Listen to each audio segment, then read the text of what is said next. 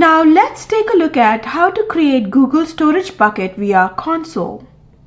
Pick a project via the project selector and then click the navigation menu. In this example, Finance Analysis Dev project is selected via project selector. Select the navigation menu and then look for cloud storage and then choose buckets. Click Create or Create Bucket.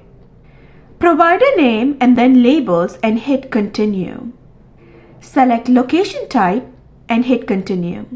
Choose Standard for storage option and hit Continue. Enforce public access prevention on the bucket and choose Uniform Access Control and hit Continue. For data protection, select Soft Delete Policy and set Custom Retention Duration. In my case, I have set 7 days as custom retention duration. Set object versioning and bucket retention policy.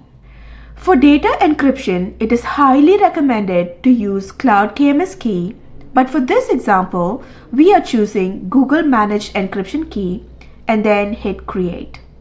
If you see the screen that says Public Access will be prevented, hit Confirm if you do not want your bucket to be publicly accessed. Now your cloud storage bucket is successfully created.